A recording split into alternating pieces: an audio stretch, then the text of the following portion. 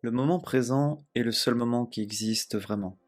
Aujourd'hui, je te partage 6 techniques pour te recentrer pleinement dans le moment présent. Le passé n'est pas réel, il est le fruit de nos expériences, de notre vécu, et il subsiste dans notre esprit. Mais il n'est que dans notre tête.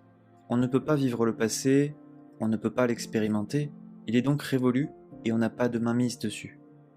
Personne ne peut changer le passé, la seule chose qu'il peut nous apporter, ce sont des enseignements, des apprentissages et même des souvenirs. Le futur, quant à lui, est très anxiogène. Il n'est pas encore arrivé, il ne s'est pas encore produit, il est le fruit tout simplement de notre imagination. Il est le fruit de nos pensées et donc de notre esprit. Une personne qui n'est pas présente dans l'instant présent est soit dans le passé, soit dans le futur. Il ne peut pas en être autrement. C'est pour ça qu'il est primordial de vivre sa vie ici et maintenant, pleinement dans l'instant présent. Je ne dis pas que c'est facile, mais je dis simplement que c'est le seul moment qui mérite d'être vécu. La première technique qui va te permettre de vivre pleinement le moment présent, c'est de définir tes priorités. Qu'est-ce qui compte le plus pour toi dans ta vie ? C'est la première question à se poser pour savoir ce qui est utile et ce qui ne l'est pas, ce qui est important et ce qui ne l'est pas. Tes priorités doivent être concrètes et précises pour pouvoir apprécier immédiatement les résultats positifs. Elles sont donc réalisables facilement et doivent t'amener du plaisir dans ta vie. Cette simple question te permet de clarifier ton esprit et elle te permet de te réapproprier ton emploi du temps. La seconde technique qui va te permettre aussi de vivre dans le moment présent, c'est d'oublier ta montre. La montre, c'est une belle invention, mais elle présente ses limites. On pense souvent au temps qu'il nous reste pour finir quelque chose, et ça nous crée inutilement du stress et de l'anxiété. Alors oui, on peut consulter l'heure sur son portable, mais quand tu as une montre à ton poignet, tu t'éloignes du moment présent parce que tu as toujours cette aiguille qui avance chaque seconde. Quand tu n'as plus de montre à ton poignet, tu prends conscience de l'instant présent et tu ne calcules plus le temps qu'il te reste. Si tu as besoin de savoir l'heure, regarde sur ta tablette ou ton ordinateur de temps en temps, jette un œil sur la pendule de la cuisine à la maison, ou simplement demande l'heure dans la rue. En faisant ça, tu privilégies tes sensations intérieures et ainsi tu prends mieux conscience du moment présent. La troisième technique qui va te permettre de vivre le moment présent, c'est d'inventer un rituel.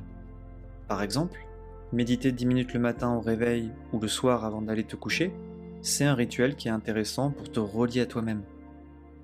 Faire une petite pause café ou thé en fonction de tes préférences le matin ou l'après-midi, c'est aussi un rituel qui est intéressant pour te recentrer dans l'instant présent. Faire une petite marche dans la journée pour s'oxygéner, ça peut être également un bon moyen pour savourer le moment présent. En t'obligeant à te concentrer et à te focaliser ici et maintenant, ces rituels t'aideront à faire le vide dans ta tête pendant quelques instants. Ça peut être une véritable bulle d'oxygène dans ta journée. À toi maintenant de trouver tes rituels, ces petits moments qui vont te faire du bien et qui vont cultiver ta force intérieure. La quatrième technique qui va te permettre de vivre le moment présent, c'est de ralentir tes gestes. Par exemple, prendre une douche, ranger tes vêtements, faire du jardinage. Toutes ces activités sont idéales pour profiter pleinement de l'instant présent. Avant de commencer ces activités, prends une inspiration lente et profonde.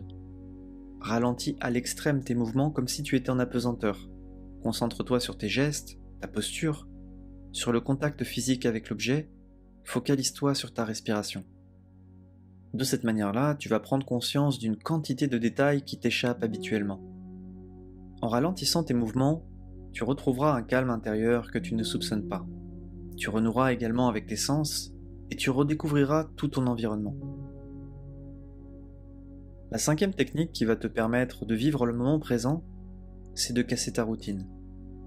La routine n'est pas mal en soi, elle rassure, et elle peut même être très positive.